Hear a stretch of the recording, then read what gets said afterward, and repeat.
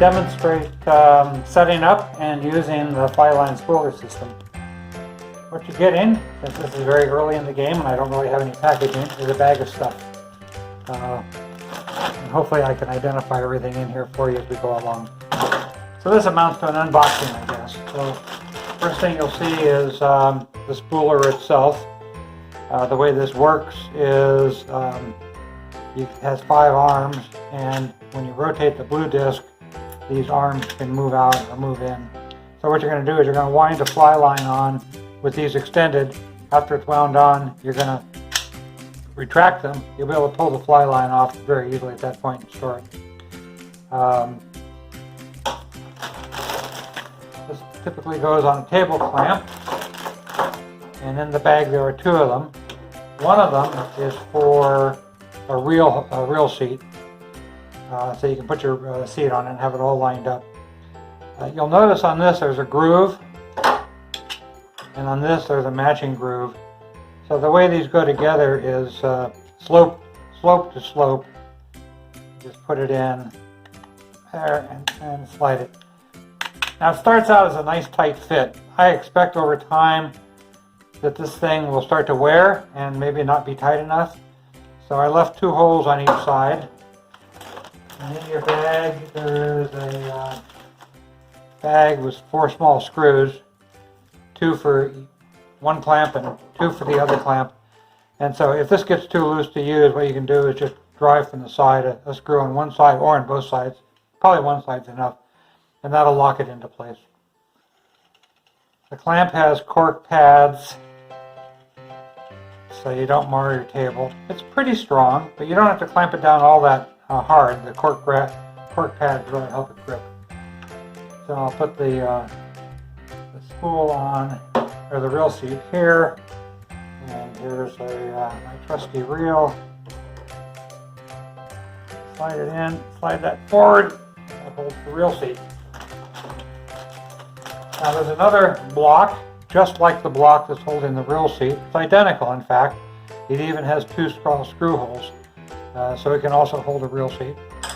So it also slides into a clamp, same way, slopey side to slopey side. It also has the screw holes on each side, like the other one, and the same cork pads.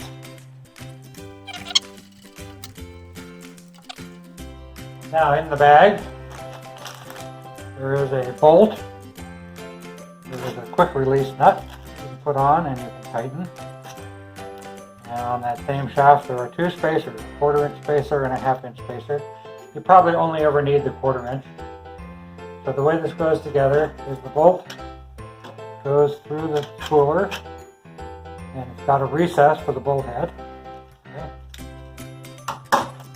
Also in the bag, there is a bag with some washers in it.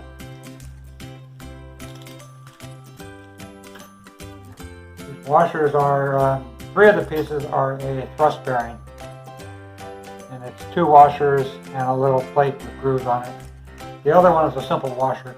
You can tell the washer from the other 2 washers because it's just a little smaller, but it doesn't really matter if you mix them up. Okay, so on the back of this I'm going to put a washer. The shaft, thrust bearing, 1/4 inch spacer, and a quick release nut.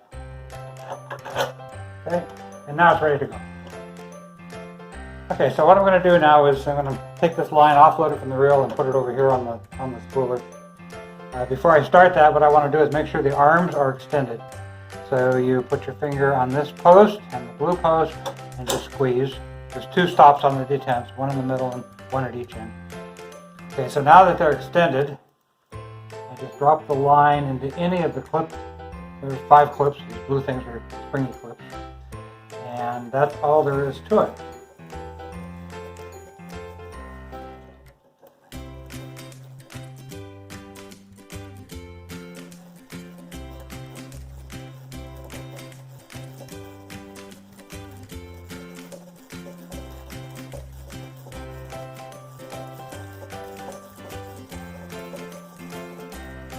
Okay, now I'm down to the back end.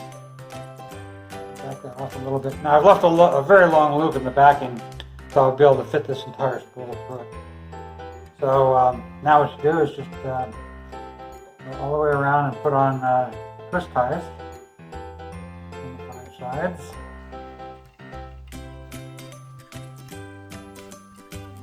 Okay, now we've got it secured. The line's not going to go anywhere. Now what you can do is retract the spool, like that, and take it off. Take out of the foot. So there's your completed stored line. No stress, nice big diameter, not going to have any memory when it's in storage. This is the right way to treat one of your expensive fly lines. Like I say, if I was really doing this, I would now take it through this loop and pass the whole thing through it. Now, to go the other way, you start off with the thing retracted as it is. You just slip your line from storage, and then you spring this out as far as you can get it. It might not go all the way because it's not in exactly the same position it was when you wound it on. Coil shifted around a little bit, but it's out far enough to do the job. Take the twist ties off here. By the way, I would have, of course, hooked up my backing loop ahead of time. And now I'm going to tighten this guy down just a little bit. This nut is very weak. It won't take much force, but I want to give it just a little tension to put a little bit of drag on this spool while I'm going this direction, so it doesn't freewheel. And of course it takes a lot more cranks with a much smaller spool diameter on the reel. This is a 5-weight line, by the way. I believe this spooler should hold up, I hope up to 20 weight. That would be the idea. So while I'm winding, there's a whole accessory kit available for this, which will hold factory fly line spools and factory backing spools. And you can apply drag on the backing when you're winding backing on. Because the saltwater guys like to wind their lines and backing. Get my little clip camera while they're winding here. Flop it around. I'm almost to the end. And there we are. So again, not much time around the other way. So that's the whole system. Now in your kit, there are also 2 of these. And they look exactly, they have a top exactly like a normal clamp does.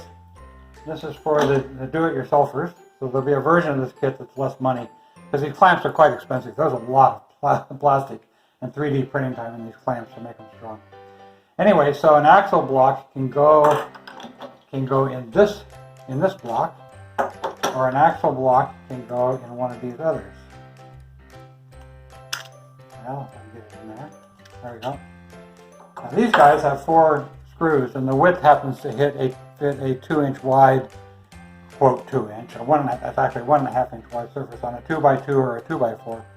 So what you could do is actually just screw these down to a length of 2x4 probably, because you need enough height for this to clear a table, and not have to buy the table clamps. So I wanted to show what I thought a reasonable setup on using these little blocks instead of using the big table clamp. Here I took a 2x2, cut a little end off and glued it on so that one end is higher, and that end is for the spooler itself to give you clearance above the table. So that would go on like so. I didn't glue any or screw anything down, so I'm just going to have to show you real quick how this would go. So this goes in here, and there's room for it to clear the table even when you're extended, or you could mount it out at the end. There's room in the middle to put a clamp in here to clamp it.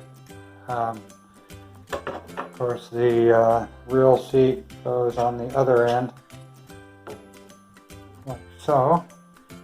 And an interesting thing here is this arrangement actually gets the reel lined up horizontally a little better with the spooler than the other arrangement does. And the other arrangement, the reel's just a little bit high, but it doesn't matter.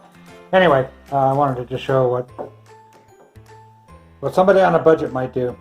And somebody on an extreme budget would just buy this piece. And this piece, I don't have the pricing off the top of my head, but it's actually pretty reasonable. and you would get one 5/16 bolt from Home Depot with a big fender washer on it to cover that, and just run that into a plank horizontally like so, and not leave it loose enough that you can still turn this, and then you leave that there, and you leave your reel on your fly rod to hold the reel, and you're all set. And this was the only piece you had to buy. See, somebody who's really on a budget can get into this for not much money at all.